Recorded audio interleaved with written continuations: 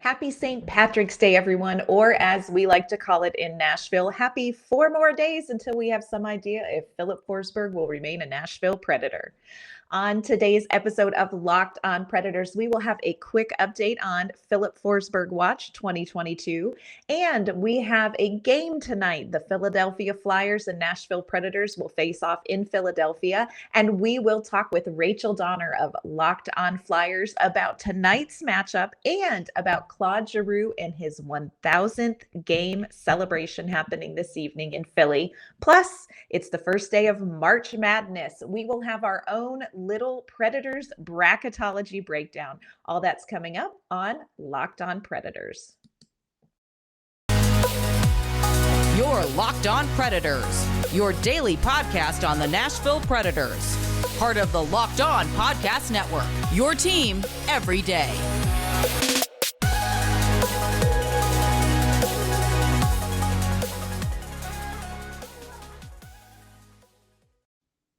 Hi, everyone. Welcome to Locked on Predators, and thank you for making us your first listen of the day. I am one of your co-hosts, Ann Kimmel. I am a writer at ontheforecheck.com.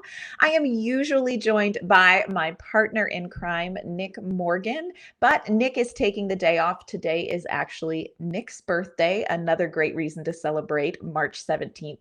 So if you have a second, jump on over to Twitter and wish him a happy birthday. But I am going to be your host for today's show. We have a lot going on with this looming trade deadline and, of course, things unsettled with Filip Forsberg. Plus, we have a game preview tonight. The Predators are taking on the Flyers, and it's March Madness. So let's do a little bracketology ourselves. But first, got to talk about it.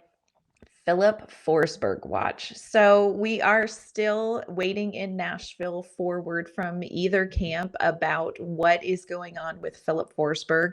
The latest conversations that we've heard is that David Poile just says they haven't reached the right number yet.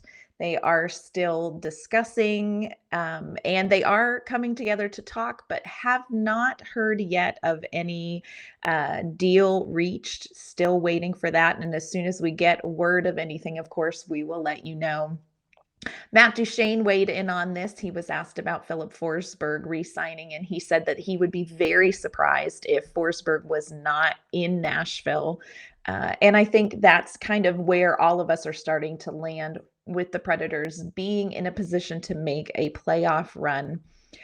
Robbie Stanley, one of the great sports guys here in Nashville, posed a question on Twitter, and I thought this was really interesting. He said, if the contract for Filip Forsberg is 8 years at $9 million per year, are you doing that if you're David Poile? So went through the replies. The majority of people actually said yes. And I will tell you that this is a testament to how Nashville Predators fans are feeling about the potential of this team, because I think anytime you would have said the beginning words 8 years, people would have panicked. David Poile has assigned some people to some long-term contracts that people have felt like have not panned out right away. But I think everybody is sort of regrouping. And I think the Nashville Predators fans are feeling like if this is going to happen for the team this year, if this team is going to make a cup run, there is maybe not any price that the Predators would pay. Our On the Forecheck social media folks posted in reply to Robbie Stanley's question, if it were $9 million for 8 years and Filip Forsberg got to punch me and my family in the face once per week at a day or time of his choosing, I would say yes. And I think that's probably where most people in Nashville are there at. This is a team that could make a run in the playoffs. You know, we're seeing them playing their A game recently and seeing them beat some teams that they're going to need to beat in a playoff run. Losing Filip Forsberg would mean losing some scoring. It would also potentially affect Matt Duchene. And I think this is something that is really important to look at when we're talking about Filip Forsberg coming back and being a part of this team. I think part of Matt Duchene's success is the chemistry and the consistency of the line that he's playing with. That includes Filip Forsberg. Now they've switched Mikael Granlund to the second line and bumped up Ryan Johansson, but I think that has just continued to be a good line for Matt Duchene. He's having one of his best years, and I think taking away Filip Forsberg, you're going to affect not only Forsberg, you're going to miss his scoring, but you're going to affect Matt Duchene. And I'm not sure that's something that people want to see happen. The other question is, who in the world would you get? What would you be able to get in a trade that would make it worth losing Filip Forsberg? Look, there really isn't anybody on the trade board right now who could bring in something comparable that could patch together a comparable line without Filip Forsberg. There are definitely areas where Nashville needs to look, maybe filling some holes, some potential buyers, some spots where they could be buyers. But I'm not sure there's anything really out there that David Poile could get that would make losing Filip Forsberg okay. Filip Forsberg is also in a great place for contract negotiations. The Predators don't want to lose him, if they're going to make a competitive run. And I think at this point, they have to be all in with this team. I think they're pleasantly surprised with what they have been able to do this season. And I think they believe that this is a team that really could compete further in the playoffs than we've seen the Predators be able to go in recent years. Filip Forsberg needs to be around for that. So he definitely has an upper hand.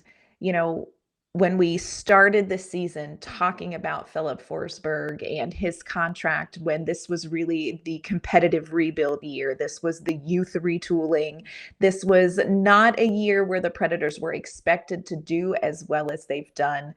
The worst case scenario for Predators fans was really Forsberg leaving and getting no return, because that's happened here in Nashville. And it's been frustrating to see some of the players leave at the end of a season and not get anything before the trade deadline for them. Now, I think with the way this team is performing, that's not the worst case scenario. I think the worst case scenario for Nashville is if Forsberg doesn't finish the season here in Nashville, if he is not on the team when they are making a run in the playoffs. That now has become the worst case scenario. Whether the Predators get a return or not, if they're serious about putting together a cup run, they're going to need Forsberg on this team. So, Filip Forsberg's in a strong position right now. It seems like both parties want to get something done. We are keeping our ears and eyes out, waiting for word that something will happen. Hopefully, we will get him re-signed. Don't think we're going to see Forsberg traded, but listen, if there is one thing we know about David Poile, it's that he's going to David Poile. So we're going to keep our eye on Filip Forsberg Watch 2022. We only have 4 more days of this chaos and uncertainty. So there will be an answer in the near future. And it will be really good when we don't have to worry about this. Some other interesting trade news, kind of some trades have started rolling in. They started last night. So I'm thinking we're going to start seeing some action here. Maybe the Predators making moves for a few pieces here and there. But one little piece of trade news that I want to pass on, I think might be of interest. Calle Jarnkrok, our boy, who was picked up by the Seattle Kraken in the expansion draft, was traded to the Calgary Flames for picks, and Seattle is retaining 50% of his salary. Even though this doesn't really affect the Nashville Predators, we do, of course, want to keep our eye on Calle. He's going to go play. I think this is an interesting story with his cousin. And I also think this is the Calgary Flames going all in. This is a team to keep your eye on. Like I said, so far, there haven't been a lot of rumblings or rumors going around about Nashville and what they may be looking to do, but we're going to be keeping our eye on that for you. On Monday, we're going to be doing a live episode right as the trade deadline winds down to talk about all of the trade action, or in Nashville's case, maybe the inaction. So we're going to have more on that coming up later in this episode. Also coming up on this episode, it is game day. Let's not forget the Predators have a game tonight against the Philadelphia Flyers, and it's not just any night. in the Flyers arena. So we have Rachel Donner from Locked on Flyers joining me to talk about a big milestone tonight in Philadelphia and to talk about the game against the Predators this evening. But first, want to talk to you about our friends at Built Bar. You know, this is the time of year when, let's face it, the Girl Scout cookies have come out, and we're all sort of giving up on those New Year's resolutions that we meant. But I will tell you, if you want to keep sticking to your resolution, you're going to want to stick with Built Bar. If eating right is important to you, this is something you need to look into. It feels like you're eating a treat, not a health food. They also have something called Built Bar Puffs. And if you haven't tried them, you are missing out on one of Built Bar's best tasting options. Puffs are the first ever protein infused marshmallow. They are fluffy, marshmallowy. It's not just your regular old average protein bar. It is a treat. And like all Built Bars, they are covered in 100% real chocolate. Puffs come in incredible flavors. They have a cinnamony churro, coconut marshmallow. They have a banana cream pie, pie. So try these puffs. They're going to be your new favorite. And all Built Bars and puffs are covered in 100% real chocolate. They're low in calorie, high in protein. You can replace all those candy bars and cookies with a Built Bar and feel good about it. They are all delicious. They've got new flavors coming out all the time. If you think a flavor might be good, let them know. They may make it for you. Go to built.com right now, use promo code LOCKED15, and you can get 15% off your order. That's promo code LOCKED15 for 15% off at built.com. Well, it is game day here for the Nashville Predators. We are taking on the Philadelphia Flyers in Philadelphia. And for a preview and an inside look at what's happening with the Flyers, I have Rachel Donner from Locked on Flyers, one of my great friends who helped cover the Olympics over the course of a few weeks in February with me. So, Rachel, thank you for joining me again. I have missed seeing you. My pleasure. I know. It's always great to get to talk to you. I know, I love it. So it's a big night in Philadelphia, not just because the Predators are coming to town, but this is a huge evening for Flyers fans. And I know you have some feelings about this too. Oh, Claude man. Giroux is celebrating his 1000th NHL game. So talk to me a little bit about him and what he means to this team and organization. Yeah, if you're watching this on YouTube, I apologize because my eyes are already puffy and red from crying about this Yes. a lot. But yeah, man, Claude Giroux is absolutely everything to this team. And it is so bittersweet because we want to celebrate him because, he was drafted in 2006, started playing with the team in 2007. There have been a number of players getting to the 1000th NHL game mark recently, but none of them with one single team.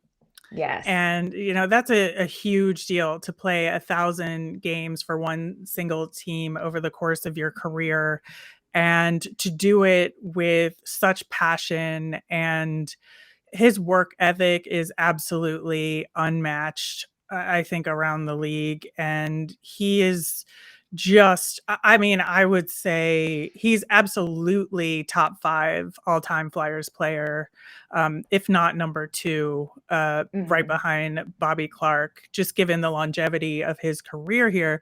But at the same time, we have this trade deadline looming over us where we know that he's going. And so to be able to celebrate him, like we would much prefer to be able to do so under happier circumstances with, the Flyers being good and, chasing the playoffs and, getting to celebrate him amongst something like that. But unfortunately, the team has just been dreadful this year. And so, it only makes sense because his contract is expiring to, at least try to get some sort of return for him. So all of this celebration and honoring of him just has like this slight cloud over it.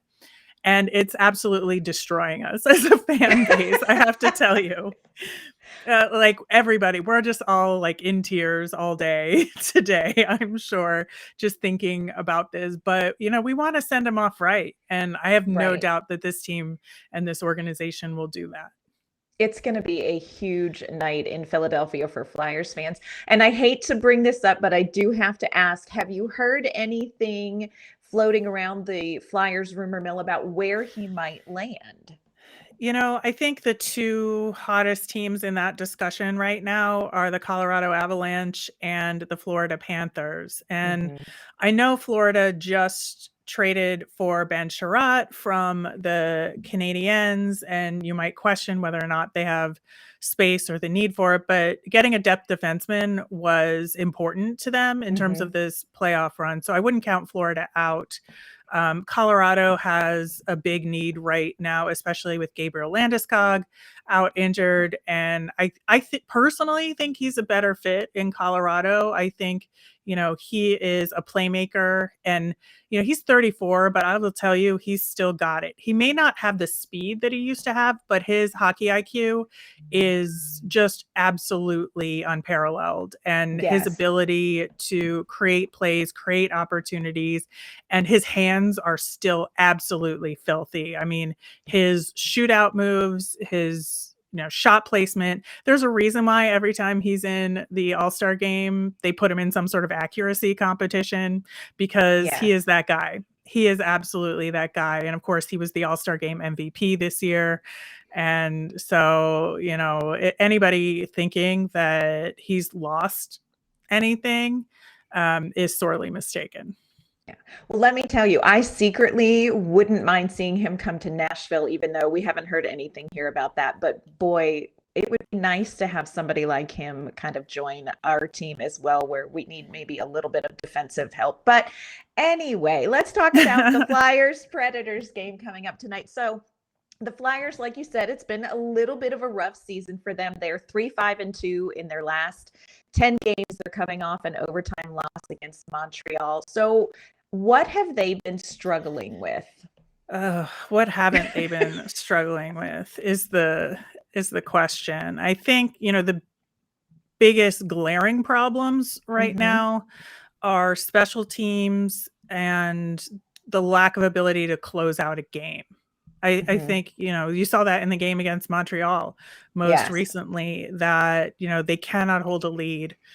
And it's so frustrating. I will say, I do know the Predators have a problem staying out of the penalty box. So maybe the law of Yes. averages would be in the Flyers' favor in terms of their wretched power play. But that being said, I do think there have been a couple of bright spots as well. I Mhm. think that Oscar Lindblom has really recovered from his cancer treatment. And I think he is getting to the point where he's almost back to where he was before having cancer. He's a great board battler. He has great vision. You'll see him make some amazing no-look passes sometimes. And I think that, there have been a couple other players that have thrived. Joel Farabee, of course, is a really excellent playmaker, and I've loved him since his World Junior U.S. national team days. And Carter Hart, I think, has been a Yes. tremendous bright spot this season. He struggled so badly last season, and a lot of people were questioning him, but I will tell you that the losses and, the failures of the Flyers this season are not on him. They Yeah. just aren't. And so I'm been very pleased with how he's played in net this year. So when you look at their records, you look at kind of how they've been playing lately, it looks obvious that Nashville, in theory, should be able to walk away with a win. Now, let me tell you, we They have should said not do that that. before. Let me tell you that if there's one game in this entire Yes. season that the Flyers need to win, it is this one. And it would be really swell if the Nashville Predators could, just take a step back a little bit. I understand they're, a competitive team, but just give us this one. We need this one. Let me tell you about a game against the Seattle Kraken that we were happy to to fork over. So it could happen. So I'm wondering, what are some of the players that Nashville Predators fans should keep their eye on tonight that may be difference makers for a team that's going into this game? Like you said, they're going into this game with a ton of emotional energy as well. Yeah, I mean, I do know Carter Hart is in net tonight, so Mm-hmm. that'll be good for the Flyers, I think. And keep an eye on Claude Giroux. He may want to make it something special, Yes. because this could be his last game as a Flyer. Although they're playing Ottawa, which is his hometown this weekend, so he Oh, may want to play one more game as a wow. Flyer in Ottawa as well. And I think Kevin Hayes is trying to make a comeback here, and Travis Konechny has been, while I don't necessarily think there's been enough points on the board for him, he's been Mm-hmm. playing really smart and aggressively recently, so I would look out for him. But I think the whole team is sort of in a win this one for Claude mode. Yeah, and we've seen that. We had Pekarine's retirement jersey, and we faced off against the Dallas team. And I'm telling you, there is something that energy can do in an arena. So I hope Nashville goes in there taking this seriously. What is your game prediction, Rachel? Ugh, I'm not a predictions person Mm-hmm. overall. It's why I don't bet on sports, but I, I have to say that the Flyers will win this one. Yeah. It would have to be close, because if anybody scores 3 or more goals on the Flyers, it's an automatic win. So I'm going to say 3-2. Okay. All right. Well, we will see how this all pans out. And of course, Nashville will be watching and, seeing where Claude Giroux ends up. And I hope that you all can kind of enjoy your evening celebrating him in Philadelphia. So, Rachel, where can people find your podcast and find you online? Yeah, I host Locked On Flyers with Russ Cohen, and we are on Twitter at Locked On Flyers, so it's pretty easy. And I am on Twitter at rmiriam. That's RMIRIAM. All right. Rachel, it is always wonderful to see you and to talk to you. And this is a great game to kind of preview with you, because I know you have some big feelings about it. Hope you enjoy your evening tonight. Not too much, but I do hope you have a great evening. Thanks, Rachel. My pleasure. I want to thank Rachel Donner again for joining us to give us kind of an inside look at how everyone is feeling in Philadelphia and a little bit of a game preview for tonight's matchup. There's going to be high emotion in Philadelphia tonight. Let's hope the Nashville Predators can buckle down and get the win tonight in Philly. Coming up, it is the first day of March Madness, and we're going to do a little fun Predators bracketology ourselves. But first, speaking of March Madness, let's talk about our friends at BetOnline. It is that time of year again, as college basketball's tournament is finally upon us. From all the latest odds, contests, and player props, betonline.net is the #1 source for all of your sports betting needs and information. BetOnline remains the best spot for all of your sports scores, podcasts, and news this season. And it is not, of course, just basketball. BetOnline is your continued source for all your sports wagering information needs. They have live betting, and of course, they have your favorite Vegas casino games. Head to the website today or use your mobile device to learn more about the trends in action. BetOnline, where the game starts. Coming up tomorrow on the show, we will, of course, have a breakdown of the Flyers Predators game with our one word to describe the game. We're also going to have a fun little birthday theme to the day as well. So be sure to tune in tomorrow as we deal with the game and some birthday fun. But first, we want to talk about what also feels like another holiday, and that is the first day of March Madness. Don't know how many of you have a bracket. We do a bracket every year in our family. My bracket choices are based on things like color of uniform, fun of saying the name, how close they are to Pennsylvania or Tennessee. So I'm not necessarily super scientific about my bracket, but I always have a lot of fun. And quite frankly, I've done very well. Let me be clear. So we're going to do a little bit of a Preds bracket today, talking about which of two options would win out, and just talking about some potential things that could happen here with the Nashville Predators. So our first face-off is, will the Nashville Predators bring up a D-man from Milwaukee, or will they trade for a veteran defenseman? Now, in a perfect world, looking for a defenseman isn't something the Predators would be doing right now. But with Mark Borowiecki and Matt Benning both out, that third pairing really is something that the Predators are going to need to address. I think top six wise, I think the Predators feel good about what they have. I think when Benning and Boro are in, I think the Predators feel confident about that third pairing, but that's just not something that's been able to happen consistently due to injury this season. And I think it's one of those spots that the Nashville Predators are going to have to address if they're looking to really make a deep run. I will say this, I feel like even though they didn't end up with a lot of ice time, I thought Ben Harper and Phil Myers did a pretty good job against a tough Pittsburgh Penguins team in the game this week. But I do think they're probably not the ultimate long-term playoff run answer that the Predators were hoping that they would maybe be. There are some defensemen in Milwaukee that, Nashville Predators fans have heard about, have talked about, and have wanted to see and have seen a little of, including Freddie Allard, Jeremy Davies, and Matt Tennyson.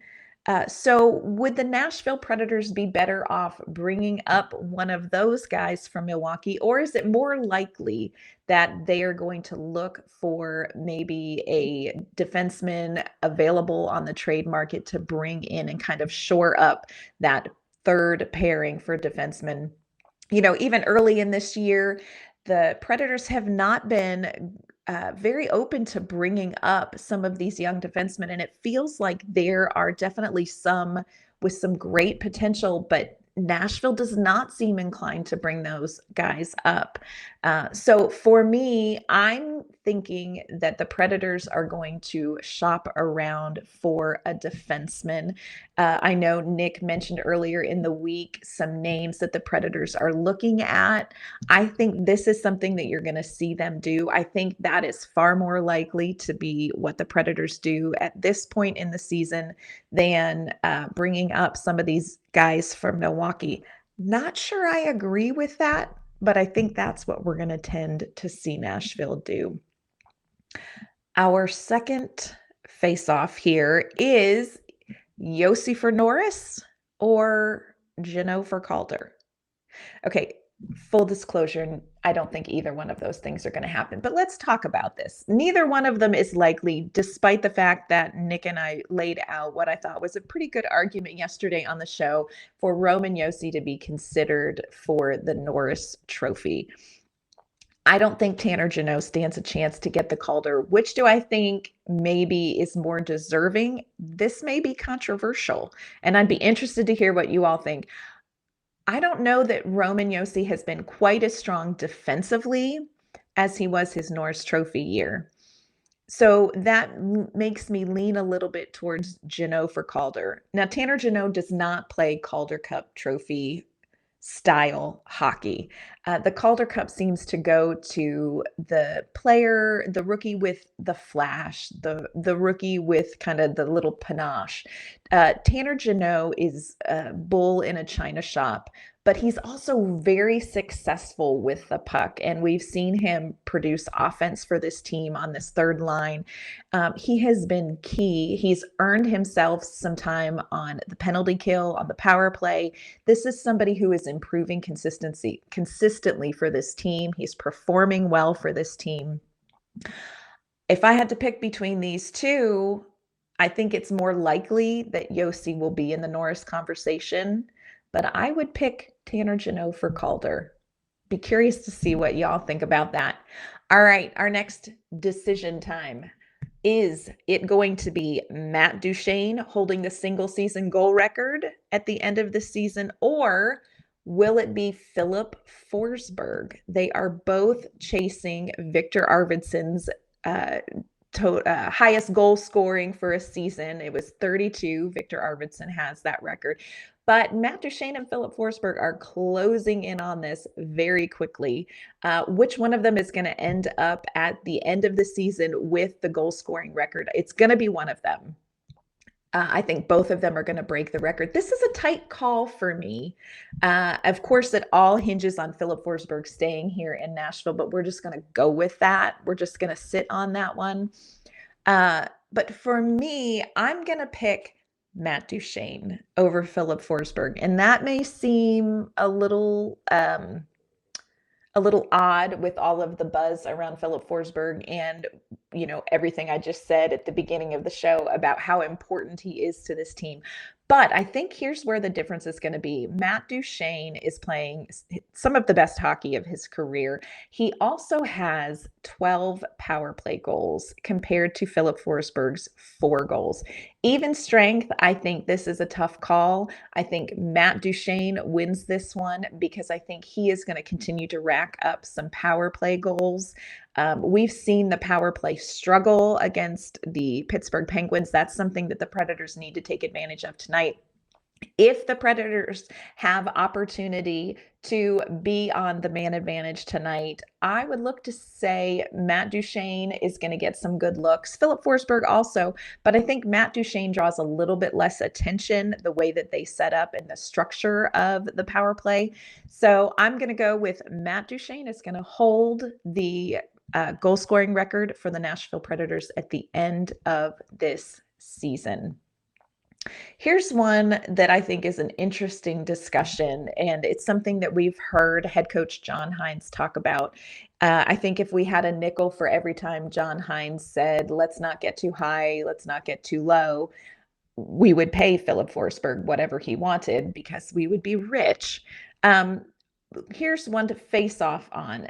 Do the Preds struggle more when they get too high? Will the Preds struggle more if they get too low? This is an interesting one. I think for me, the Preds will struggle more if they get too high is the side I'm going to choose. Confidence is a good thing, and I think this team is a confident team, but it has to be accompanied by hard work. And I think the Predators slump kind of post All-Star game was a mixture of a little bit of rest, maybe a little bit too much rest, and a lot of confidence. And I think maybe when the Predators get too high, they forget that the game doesn't come to them, that they have to pursue it. I think this is a team, when they're down, they're good at digging in. When they're confident, I think they can take their foot off the gas. Matt Duchene shared that John Hynes gave this team a very stern talking to after a painful loss against the Seattle Kraken in the beginning of March. And I think that it was a helpful reset. And I think it also shows that the tendency for this team is if they get too high, that's when they're going to struggle. So not that I want them to get down and be too low, but I think that's going to be the area the Predators need to watch as far as their mental game going forward the rest of the season. Don't get too high. Don't get too confident. You know what this team is capable of doing, but you gotta go after the game. Don't let the game come to you. And tonight we will see how the Predators do. They are coming into this game on the momentum of a huge win over the Pittsburgh Penguins. So they're going to be coming into this game with some confidence. Let's see how they do. Our last bracket face-off is it going to be Philadelphia or is it going to be Nashville that walks away with 2 points from tonight's game? This seems like a very easy answer, but I think, after talking with Rachel, I think there's a lot of emotion that's going to go into the game for Philadelphia. And it's not that Philadelphia can't score, it's that they can't hang on when they get a lead. Maybe tonight with Claude Giroux, this being his celebration, with the looming trade deadline, knowing he's not going to probably be there, there's going to be a lot of emotional momentum for the Philadelphia Flyers. However, I do think the deciding factor in this game is going to come down to special teams. Nashville did not capitalize on special teams advantages against the Penguins. They were great on the kill, and I think that's important, but they just couldn't generate any points off of the power play. Now, Philadelphia and the power play, like, it's not good. It's really not good. I think they're at like 13% on the power play. So I feel like the Predators have a special teams advantage. And I think if they can stay disciplined, stay out of the box, I think they can maybe get some momentum. If they get an opportunity, I think we've got players who are good at drawing penalties. Matt Duchene, Mikhail Granlund, both are really good at drawing penalties. They have some sort of special voodoo, I think, that works for them. If we can get some calls to go Nashville's way, I really do feel like Nashville's going to walk out of this game, and I think that they are going to have 2 more points. And I think it's going to be important for them to get these points. This is not a game to overlook, as we learned in Seattle. So I'm going to go with the Nashville Predators tonight. This is who is going to come away from this game with 2 points and the win. On tomorrow's show, Nick will be back. We are going to break down the game that is being played tonight. We're going to give you our one word to describe the game. We're going to give you updates on what is happening and what's the word in Nashville on Filip Forsberg. And it's Friday. I'll be busy this afternoon getting some cookies ready. So we'll be baking cookies and giving those away on tomorrow's show as well. That's going to do it for today's episode of Locked on Predators. Thanks again for making us your first listen of the day. You can find us online at LO_Predators. You can find me online at Ann K, Mama on Ice. Thanks for joining us today. Hope to see you again tomorrow. Have a great day, everybody.